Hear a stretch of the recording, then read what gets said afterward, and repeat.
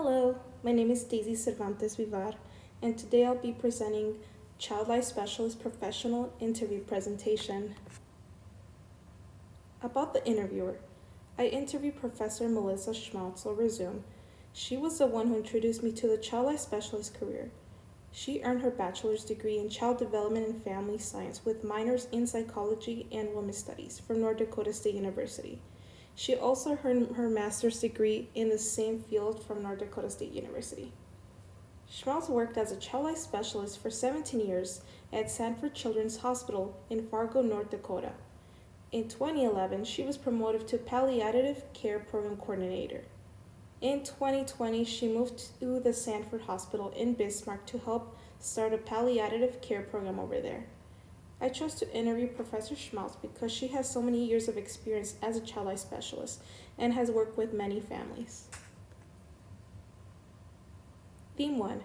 Chapter 5 of Building Culturally Responsive Family-School Relationship explains that crisis can disrupt people and families, and strong families must make adjustments to handle these challenges. I asked Professor Schmaltz how she approaches tough conversations with caregivers about the child's diagnosis or prognosis. She said that such news is often unexpected and can deeply affect families. Families react to crisis in many different ways. They may feel anger, sadness, denial, guilt, fear, or try to bargain.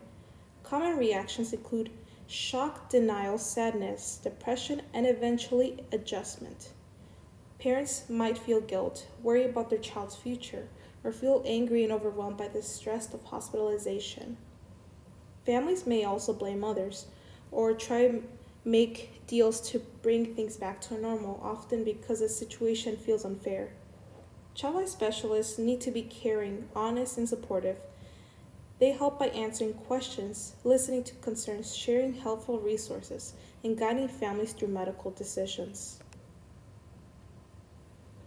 As Professor Schmaltz, how can you help calm a child or a family member who is scared or worried about the medical procedure?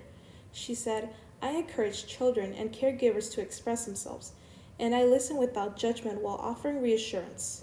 Being able to talk about difficult experience helps families adjust and cope better.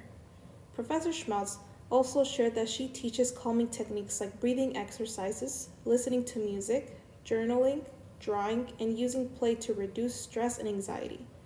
A key challenge for a child life specialist is recognizing each child's needs and creating strategies to help them cope and feel less stressed.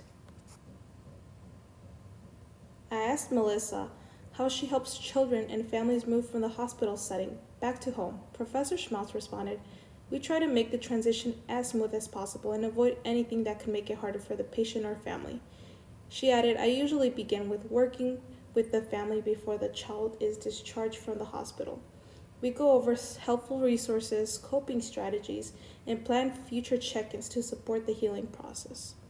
As families move past the initial shock and start healing, they often become stronger and more able to face future challenges, as a crisis can be both a threat and opportunity, helping families grow by developing new coping skills and using available resources. Other helpful steps might include school visits from healthcare workers to prepare classmates, support for siblings to understand what's going on, and creating rules for them to be involved in the care of their ill sibling.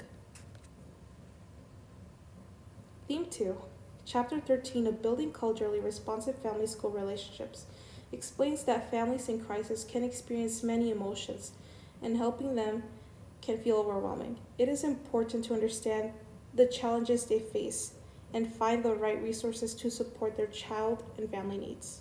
I asked Professor Schmaltz about funding for activities that child life specialists use to support families. She explains that hospitals often have organizations willing to help, sponsor, or donate. They also look online to find resources that fit each family's needs. She added that funding for child life programs can come from hospital budgets as well as from grants, donations, endowments, auxiliary groups, telethons, or a mix of these resources. I asked Melissa Schmaltz how child life specialists advocate for children and families. She explained that they make sure patients and families are heard in the healthcare setting. This includes helping to adjust procedures when needed and preparing families by explaining what to expect during the treatments. Parents are the ones who make medical decisions for their children, but this can be hard if the child disagrees.